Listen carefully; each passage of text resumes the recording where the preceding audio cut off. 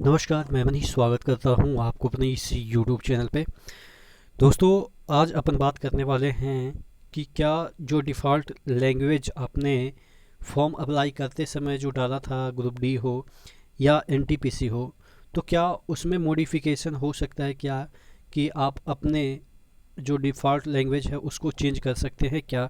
यही क्योंकि क्या हुआ ना कि सीबीटी वन जब दिया गया, पेपर जब देने गए, तो बहुत सारे ऐसे भी लोग होंगे जो कि इंग्लिश में सेलेक्ट कर लिए थे, लेकिन कुछ ऐसे प्रश्न होते हैं ना जिसका कि हिंदी बेटर समझ में आता है, या कुछ ऐसे प्रश्न होते हैं जिनका कि इंग्लिश बेटर समझ में आता है। इवन मैं अपनी बात कर लूँ तो मुझे कुछ क्वेश्चन हिंदी में अच्छे लगते हैं, तो कुछ क्वेश्चन इंग्लिश में अच्छे लगते हैं।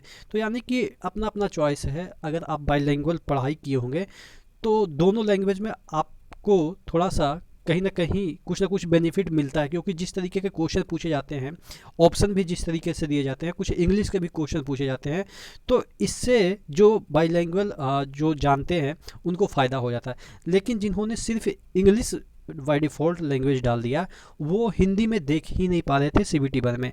तो क्या संभावनाएं हैं आपके सीबीटी टू में? क्या हिंदी, यानी कि अगर इंग्लिश में डालें तो हिंदी देख सकते हैं? हाँ, हिंदी में दिए हैं तो वो इंग्लिश देख सकते हैं, क्योंकि इंग्लिश उनका ओरिजिनल भाषा रहेगा। तो वो मानते भी हैं कि ओरिजिनल भाषा हमारा इंग्लिश है, जो कि यानी कि कोई भी क्वेश्चन गलत सही होता है तो उसमें इंग्लिश में जो चीज़ें रहती है उसी को मान्य करता है। हिंदी में हो सकता है कि उसका ट्रांसलेशन उन्होंने गलत किया, लेकिन वहाँ पे इंग्लिश अगर सही है तो वो क्वेश्चन सही मान लेते हैं। तो जो बच्चे हिंदी में दे रहे हैं उनको तो ये नहीं पता कि इंग्लिश में ये सही है कि गलत है, क्योंकि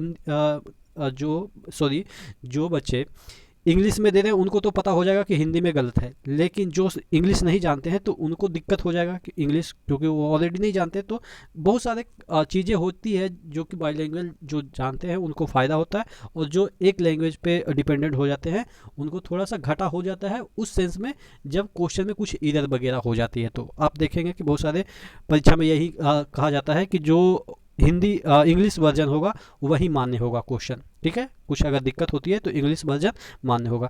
तो ये सब चीज़ों पे हम डिस्कस करेंगे कि किस तरह की प्रोबेबिलिटी दिख रही है। इससे पहले वीडियो शुरू, अभी जो सेल है वो चल रहा है टेक्स्ट बुक का, इपिक सेल चल रहा है, जिसके तहत आपको जितने भी पास होते हैं, मंथली हो या आपके एनुअली हो या आपके लाइफ टाइम हो, सभी में आपको 50% का डिस्काउंट दिया जा रहा है। अगर आप coupon code ER Manish use करते हैं तो 27 से 30 अप्रैल तक ये ऑफ़र है। इस ऑफ़र के तहत आप कोई भी एग्ज़ाम की तैयारी कर रहे हैं, सभी एग्ज़ाम का आप मॉक टेस्ट इसके थ्रू लगा सकते हैं। यहाँ पे अगर आप अमेजन पे के थ्रू भी पे करते हैं तो 10% का एक्स्ट्रा आपको कैशबैक मिल जाता है। यूपीएससी हो, डिफेंस हो, रेलवे हो, कोई भी एग्जाम की तैयारी करते हैं, सभी का आप प्रिपरेशन यहाँ पे कर सकते हैं। तो नीचे डिस्क्रिप्शन बॉक्स में लिंक दिया हुआ है, एक बार जरूर विजिट कीजिएगा। तो मैं बात कर रहा था कि क्या लैंग्वेज चेंज हो सकता है। देखिए, सबसे बड़ी चीज़ें ये है कि आपने ग्रीवेंस जो डाला था, जिस तरीके से कमेटी गठित की गई थी, तो उसमें मैंने आपको बोला था कि ये वाला भी ग्रीवेंस डालिएगा, और मुझे लग रहा है कि ये हाईलाइट हुआ है। वो अलग बात है कि जो आपके जिस तरीके से उसके बाद नोटिस आई कि क्या क्या चीज़ें आपकी मान ली गई, उसमें ये वाला जिक्र नहीं था, लैंग्वेज वाला चीज़ें जिक्र नहीं था।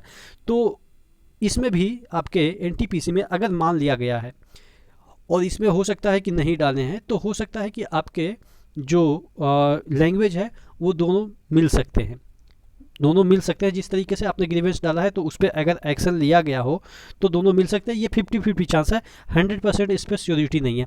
लेकिन ग्रुप डी के संदर्भ में बात करें तो देखिए, ये TCS एग्ज़ाम कंडक्ट कराई है, और आपके ग्रुप डी में अभी तक फाइनल नहीं हुआ है।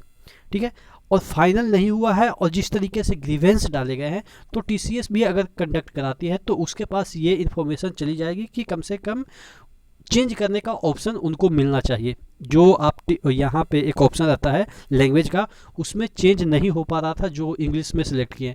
तो ग्रुप डी में ऐसा चांसेस है कि आपके जो लैंग्वेज है उसको चेंज आप कर सकते हैं। हालांकि ये 100% श्योरिटी कोई नहीं बता सकता है, 100% आपके ना ही एनटीपीसी के संदर्भ में बात करें और ना ही ग्रुप डी के संदर्भ में। लेकिन हाँ, जिस तरीके से ग्रीवेंस डाले गए हैं तो इसमें भी, ग्रुप डी में भी और आपके एनटीपीसी में भी चेंज होने की संभावनाएं दिख रही है। आप क्या सोचते हैं कि क्या ये चीज़ें चेंज मिलेगी कि नहीं मिलेगी, आप नीचे कमेंट बॉक्स में कमेंट करके ज़रूर बताइएगा। नेक्स्ट वीडियो में मिलते हैं, तब तक के लिए धन्यवाद।